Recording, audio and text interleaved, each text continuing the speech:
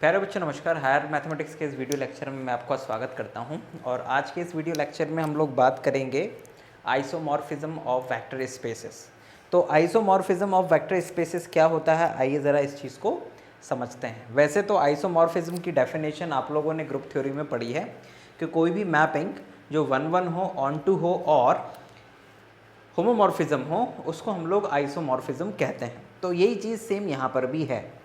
Important है इससे related theorems और उसको वेक्टर स्पेस के लिए काम यूज़ करना बेसिकली। तो आइए सबसे पहले डेफिनेशन देख लेते हैं। हमारे पास में दो वेक्टर स्पेसेस हैं, हमारे पास UF एंड VF दो वेक्टर स्पेसेस हैं।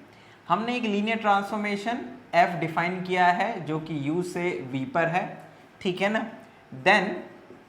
then F is said to be isomorphism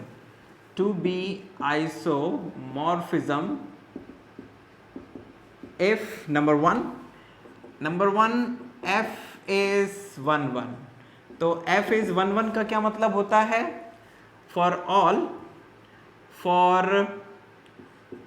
for any alpha comma beta belongs to U implies if F alpha is equals to F beta implies that alpha is equals to beta। यानी कि दो elements लिए हमने U के और उनकी images अगर same हैं तो वो एलिमेंट्स भी इक्वल होने चाहिए। इसको हम लोग कहते हैं 1-1 property. Now the next one is onto. F is onto, ठीक है ना। F इज ऑन टू का मतलब है कि for every beta belongs to V there exist alpha belongs to U such that F alpha is equals to beta। इसका मतलब ये है कि बीटा जो कि V का एलिमेंट है और वो कोई भी एलिमेंट हो सकता है, हर एक element of beta of V के लिए एक अल्फा U में ज़रूर ऐसा होना चाहिए कि उसकी F इमेज हम लें तो क्या आ जाए, हमें बीटा आ जाए। एंड सिमिलरली जो थर्ड प्रॉपर्टी है that is called the F is homomorphism. तो F इज होमोमॉर्फिज्म के लिए ज़्यादा कुछ नहीं है।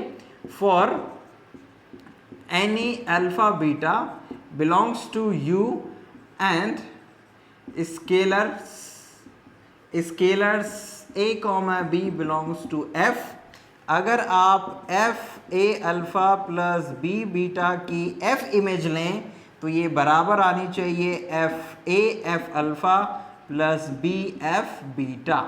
तो ये सिंपल सी डेफिनेशन है बच्चों आइसोमॉर्फिज्म की। किसकी डेफिनेशन? आइसोमॉर्फिज्म की। तो हम लोगों को ये आइसोमॉर्फिज्म की डेफिनेशन याद रखना है और दो वेक्टर स्पेसेस के बीच में अगर कोई आइसोमॉर्फिज्म एग्जिस्ट करती है तो उनको हम इस तरह से लिखते हैं, this one, right. U is isomorphic to V और V को हम लोग कहते हैं आइसोमॉर्फिक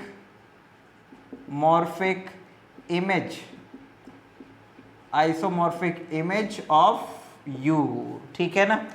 V को U की आइसोमॉर्फिक इमेज हम लोग कहते हैं। तो बच्चों ये तो डेफिनेशन हो गई है किसकी?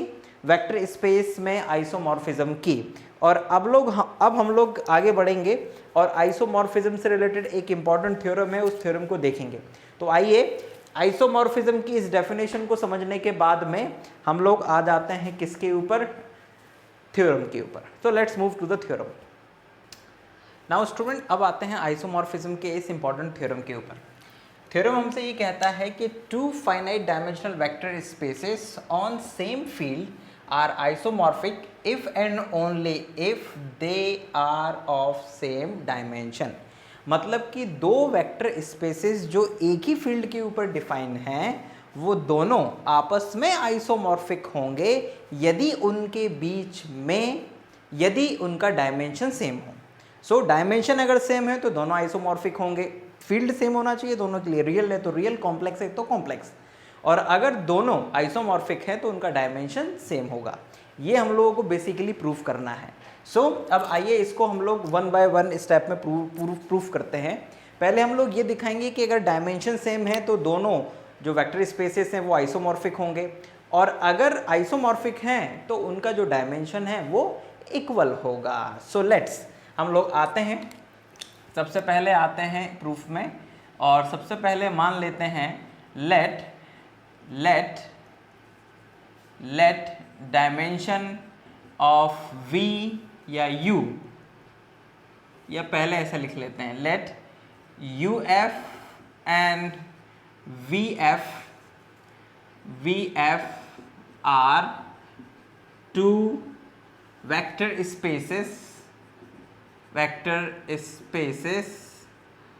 of dimension n, मतलब दोनों का जो डायमेंशन है वो क्या है, n है।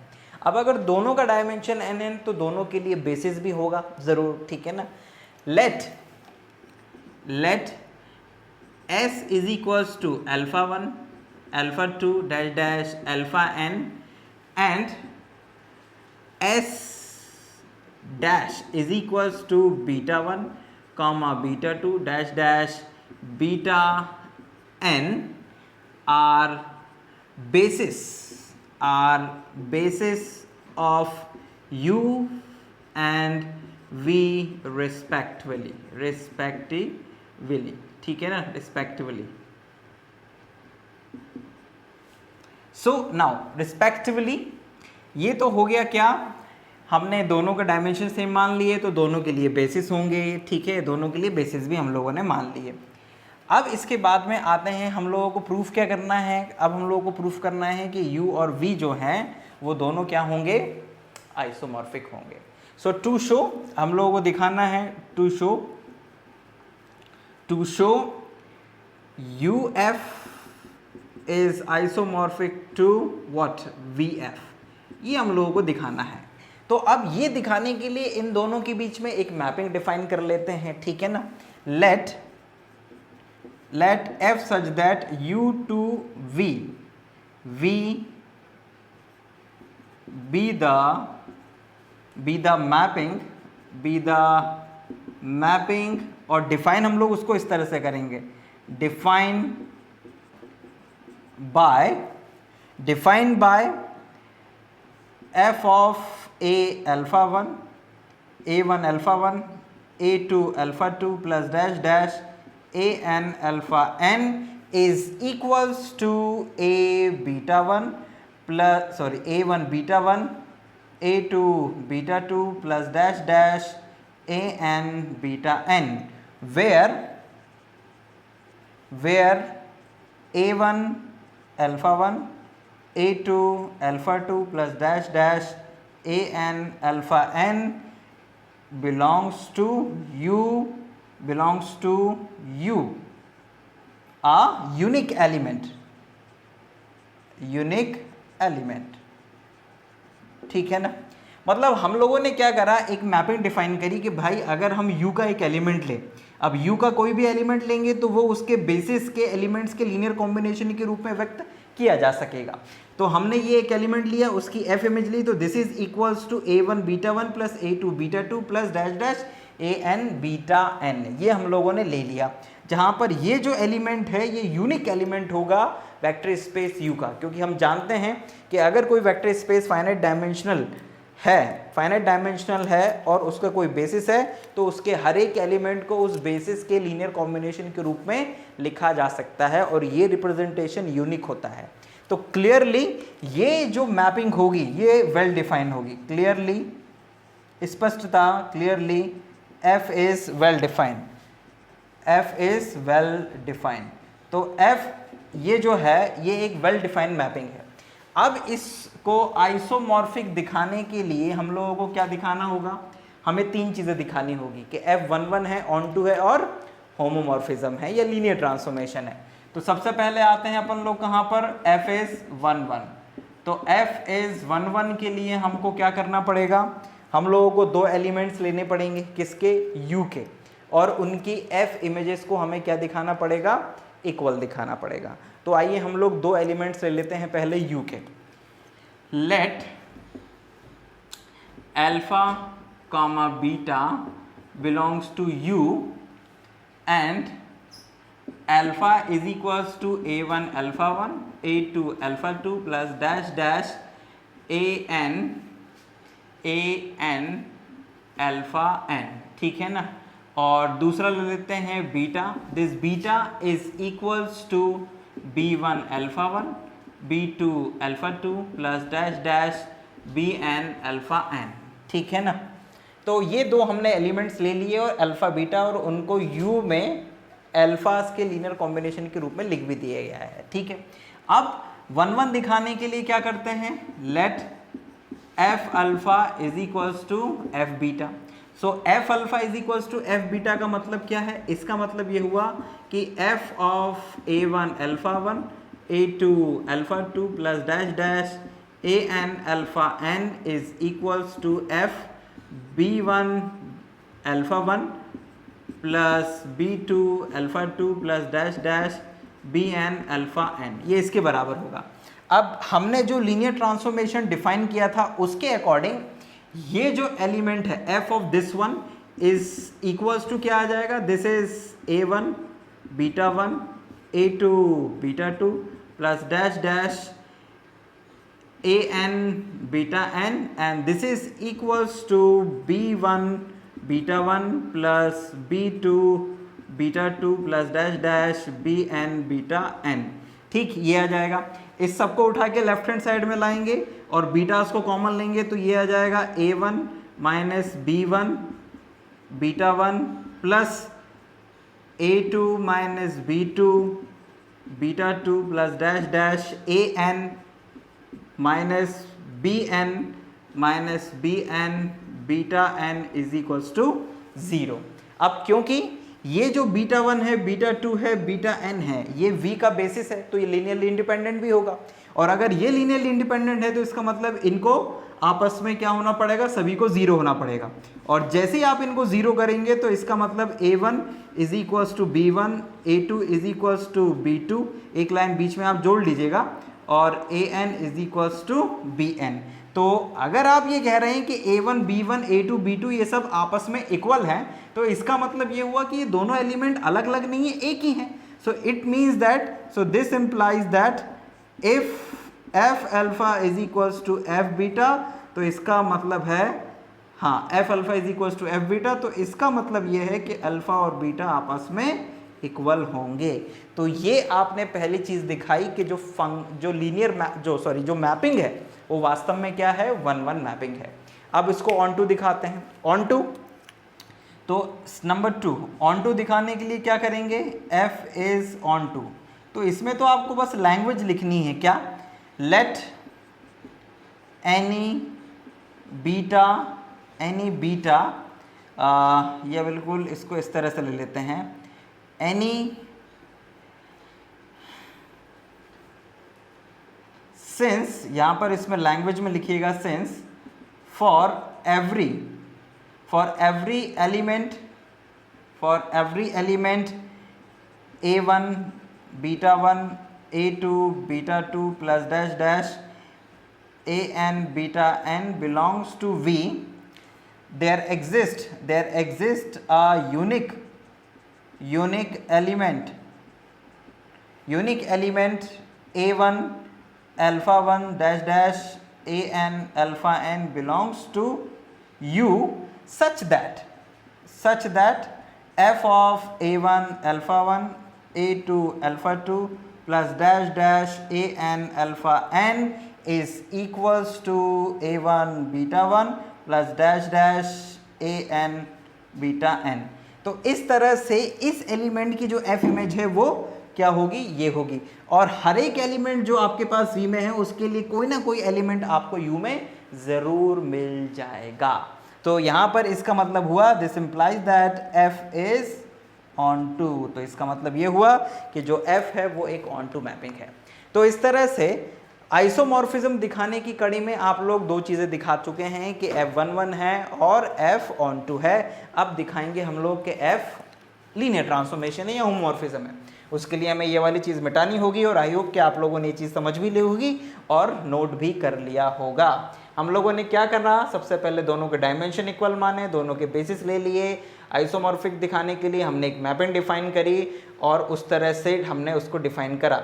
और क्योंकि ये रिप्रेजेंटेशन यूनिक है तो ये जो मैपिंग है ये वेल डिफाइन होगी। फिर हमने उसको आइसोमॉर्फिज्म दिखाने की कड़ी में सबसे पहले 1 1 दिखाया, फिर ऑन टू दिखाया। ऑन टू नॉर्मली हम लोग लैंग्वेज लिखकर ही दिखाते हैं। अब आइए देखते हैं कि एफ होमोमॉर्फिज्म कैसे होगा।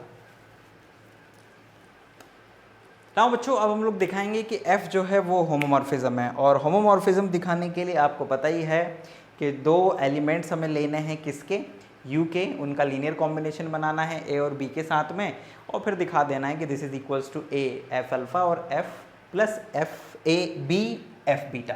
सो let us suppose let alpha is equals to a1 alpha 1 a2 alpha 2 plus dash dash a n alpha n, और ये बीटा है, this is b1 alpha 1 plus b2 alpha 2 plus dash dash bn alpha n। ये दोनों elements आपने ले लिए, this is belongs to uf, ठीक है। And a comma b belongs to f। Now अब ज़रा ध्यान दीजिएगा कि लीनियर ट्रांसफॉर्मेशन दिखाने के लिए आप f a alpha plus b beta लेंगे, जिसको कि आप लिखेंगे क्या, दिस इज f, बड़ा ब्रैकेट लगाएंगे, a लिखेंगे, फिर यहाँ पर पूरी अल्फ़ा की वैल्यू लिख देंगे, प्लस b लिखेंगे, फिर यहाँ पे पूरी बीटा की वैल्यू लिख देंगे, ठीक है। ये आपके लिए छोड़ दिया है मैंने काम। Now this is equals to, अब आप क्या करेंगे, अब आप a का इस पूरे में गुणा करेंगे और b का इस पूरे में गुणा करेंगे और दोनों में से अल्फ़ा कॉमन ले लेंगे। तो जैसे ही अल्फ़ा कॉमन लेंगे तो ये ऐसे आएगा, क्या, a1 b1 alpha 1 plus a2 b2 alpha 2 plus dash dash an plus bn alpha n, ठीक है ना। हम इस तरह से क्या, इनमें से अल्फ़ा 1 अल्फ़ा 2 को कॉमन ले लेंगे। अब क्योंकि लीनियर ट्रांसफॉर्मेशन जो f डिफाइन हमने किया है उसमें जो स्केलर रहता है वो तो वही रहता है, ठीक, लेकिन alpha 1 alpha 2 alpha n change हो जाते हैं बीटा 1 बीटा 2 बीटा n में। तो this is equals to a1 plus b1, यहाँ पर आ जाएगा बीटा 1, ठीक है ना, यहाँ आ जाएगा बीटा 1 प्लस यहाँ पर आपके पास में आ जाएगा कितना, this is equals to a2 b2, यहाँ आ जाएगा आपके पास अल्फ़ा 2 प्लस डैश डैश ये an प्लस bn, और यहाँ आ जाएगा बीटा n। ये इस तरह से आ जाएगा, सॉरी यहाँ अल्फ़ा 2 नहीं, यहाँ पर बीटा 2 आएगा। ध्यान दीजिएगा f हट चुका है। अब जिस तरह से आपने इसको तोड़ के ऐसा लिखा था, अब इसको वापस के कहते हैं बीटा में अलग अलग कर दीजिए, यानी कुछ ऐसा, this is a1 beta 1 plus a2 beta 2 plus dash dash an beta n, ऐसे कर दीजिए। फिर plus a not a b1 beta 1 plus dash dash bn beta n, ये आपने कर दिया। आप चाहे तो यहाँ b बीटा 2 b2 भी लिख दीजिएगा, बीटा 2 भी लिख दीजिएगा। Now this is equals to, इन सब में से a कॉमन लो तो अंदर बचेगा a1 beta 1 a2 beta 2 plus dash dash an beta n, plus यहाँ से b कॉमन लेंगे तो अंदर बचेगा b1 बीटा 1 और b2 beta 2 plus dash dash bn beta n। और लीनियर ट्रांसफॉर्मेशन की डेफिनेशन से इसे क्या लिखा जा सकता है, इसे क्या लिखा जा सकता है, तो आप अगर ध्यान से देखें, so this is equals to a, इसे लिखा जा सकता है f a alpha 1 dash dash an alpha n plus b f b alpha 1 dash dash b n alpha n, ये b1 आएगा यहाँ पे, ठीक। और now what is that, this is alpha, this is beta, तो इसका मतलब this is equals to a f alpha plus b f beta. So this one f of a alpha plus b beta is equals to आ गया है इसके for all alpha beta belongs to U and A comma B belongs to F. So इसका मतलब ये हो गया कि जो f है, f is linear map. So f को अगर आप लीनियर मैप या होमोमॉर्फिज्म यहाँ पे दिखा देते हैं, so this implies that f is isomorphism, isomorphism. तो यहाँ पर ये क्या हुआ, ये आइसोमॉर्फिज्म हो गया है। कौन, f आइसोमॉर्फिज्म हो गया है। Now we will show that ये एक पार्ट हुआ है, जब दोनों के डायमेंशन इक्वल थे तो हमने ये दिखाया कि उनके बीच में एक आइसोमॉर्फिज्म एग्जिस्ट करेगी। अब ये दिखाएंगे कि अगर दोनों के बीच में कोई आइसोमॉर्फिज्म एग्जिस्ट कर रही है तो दोनों का जो डायमेंशन है वो n होगा, यानी बराबर होगा। तो अब उल्टा दिखाना है।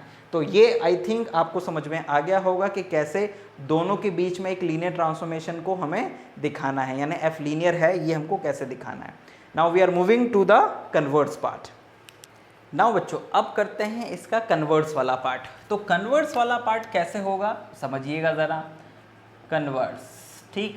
सो कन्वर्ट्स वाले पार्ट को करने के लिए सबसे पहले क्या मानिएगा, let UF is isomorphic to VF, ये आप मान लीजिए, ठीक है ना। वी विल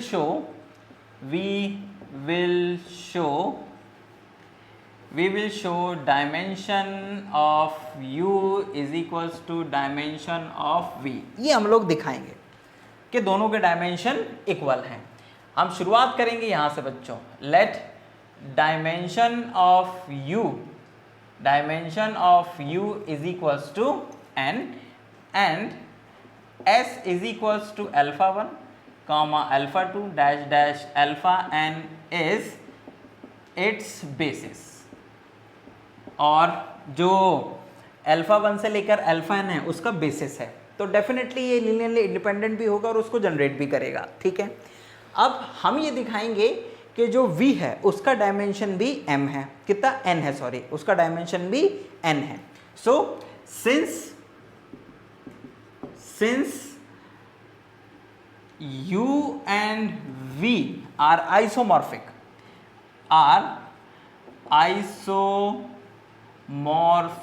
क्योंकि ये दोनों आइसोमॉर्फिक हैं, सो set f alpha 1 comma f alpha 2 comma dash dash f alpha n, हम इसको नाम दे देते हैं s डैश, जो कि क्या होगा, बेसिकली VF का एक सबसेट होगा, है ना। सो set is a s dash is equals to subset of VF, ठीक है ना। बल्कि इसको इस तरह से ना लिखते हुए ऐसा लिखना चाहिए, ठीक है। वी विल शो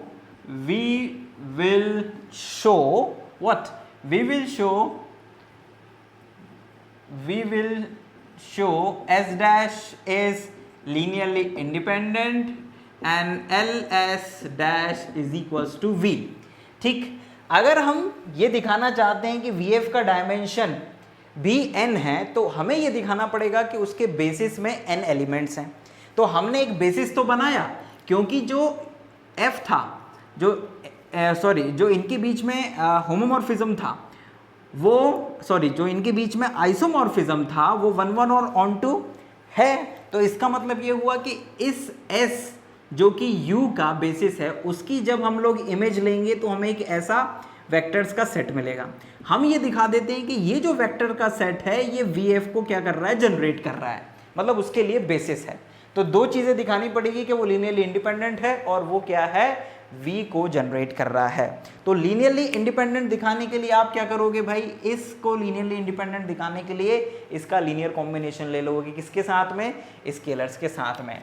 सो पहली चीज़ दिखाने के लिए कि S dash is linearly independent, उसके लिए हम लोग क्या करेंगे, let scalars A1 A2 dash dash AN belongs to F such that, इस तरह से हैं कि A1 F alpha 1 A2 F alpha 2 plus dash dash AN F alpha n is equals to 0।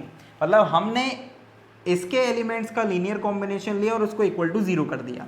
This implies that क्योंकि f linear है, since f is linear, क्योंकि f linear map है तो ये जो लीनियर कॉम्बिनेशन है ये ऐसे बन जाएगा, this is equals to f a alpha 1 a1 alpha 1 a2 alpha 2 plus dash dash a n alpha n is equals to 0।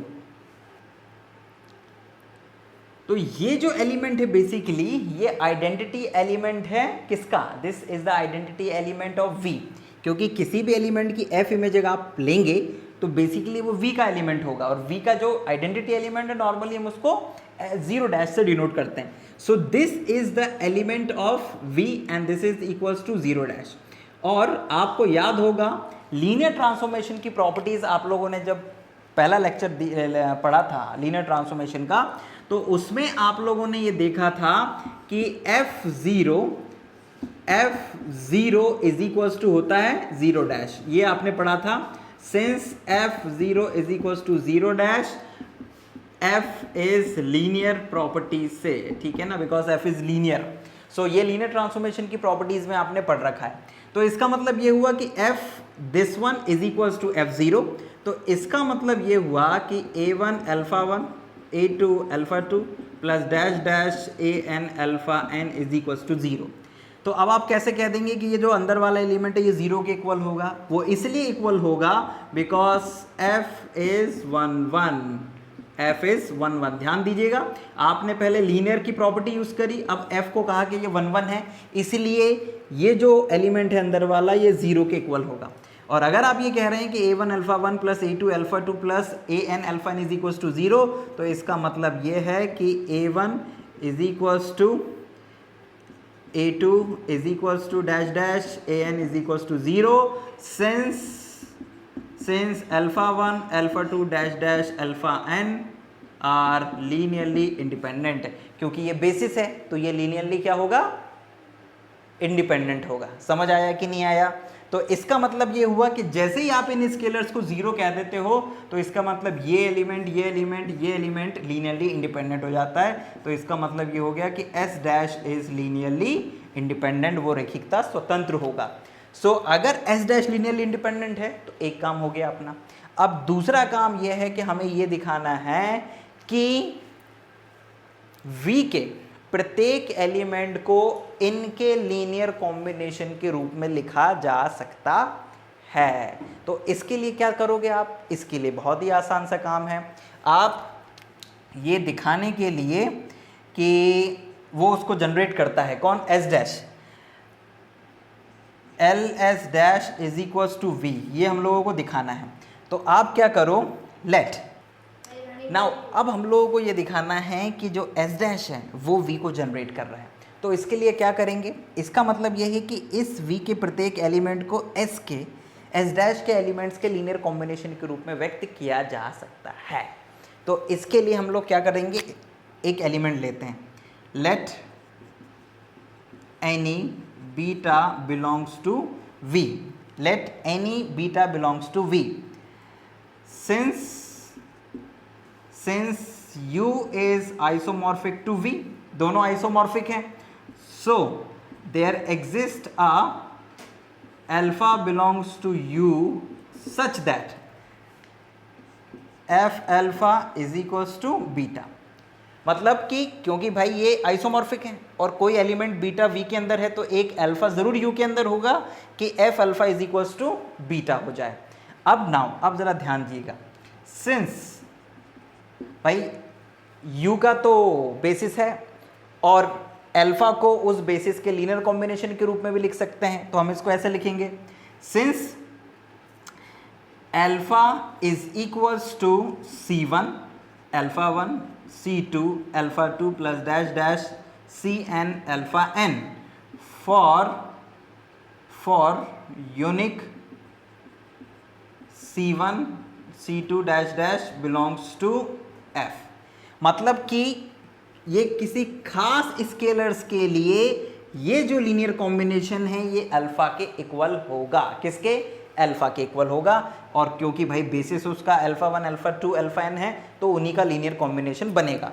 तो इसका मतलब हुआ, so this implies that beta is equals to F alpha is equals to F C1 alpha 1 C2 alpha 2 C2 alpha 2 plus dash dash Cn alpha n, and this is beta, this implies beta is equals to, अब क्योंकि f linear है तो f इनके ऊपर distribute हो जाएगा, यानी कि ये बन जाएगा C1 f alpha 1 plus C2 f alpha 2 plus dash dash Cn f alpha n। यहाँ लिखना पड़ेगा बिकॉज f इज लीनियर, ठीक है, ये लीनियर है इसलिए आप ऐसा लिख सकते हैं। तो इसका मतलब ये हो गया कि जो v का कोई एलिमेंट था बीटा, उसको आपने f alpha 1 f alpha 2 f alpha n के लीनियर कॉम्बिनेशन के रूप में लिख दिया। सो दिस इंप्लाइज दैट कि L S dash is equals to v, मतलब कि s डैश जनरेट्स v, मतलब ये v को जनरेट कर रहा है। तो अगर s डैश v को जनरेट कर रहा है और क्योंकि s डैश के अंदर n एलिमेंट्स थे तो इसका मतलब ये हो गया कि dimension of v is equals to n, और डायमेंशन ऑफ u तो पहले से ही n था, तो दोनों के डायमेंशन यहाँ पर इक्वल हो गए। तो बच्चों यहाँ पर ये एक इम्पॉर्टेंट था आइसोमॉर्फिज्म थ्योरम का जो हम लोगों ने यहाँ पर प्रूफ करा। एक और थ्योरम है बच्चों जिसमें आप लोगों को है ना इसी तरह का थ्योरम है, वो मैं आपको यहाँ पर पूरा तो एक्सप्लेन नहीं करूँगा, बस हिंट दे के चला जाता हूँ। उसमें आपको एक वेक्टर स्पेस VF को आइसोमॉर्फिक दिखाना है VNF के, है ना। ये जो V है ये n डायमेंशनल वेक्टर स्पेस है और ये जो है ये VNF है, मतलब इसके किसी एलिमेंट को आप A1 A2 dash dash AN, मतलब n टपल्स n कोऑर्डिनेट्स के रूप में लिख सकते हो, और ये n डायमेंशनल वेक्टर स्पेस है, मतलब इसके हर एक एलिमेंट को इसका एक बेसिस होगा alpha 1 alpha 2 dash dash alpha n, तो यानी कि इसके हर एक एलिमेंट को इस बेसिस के लीनियर कॉम्बिनेशन के रूप में आप लिख सकते हैं। तो मतलब इसका हर एक एलिमेंट इस रूप में होगा A1 alpha 1 plus A2 alpha 2 plus dash AN alpha n के रूप में होगा। तो इन दोनों को अगर आइसोमॉर्फिक दिखाना है तो इनके बीच में एक मैपिंग डिफाइन कर लेना, f of A1 alpha 1 plus A2 alpha 2 plus dash dash this is equals to A1 comma A2 dash dash AN, मतलब कि इस लीनियर कॉम्बिनेशन को वो इस n टपल के ऊपर लेके जाएगी मैपिंग।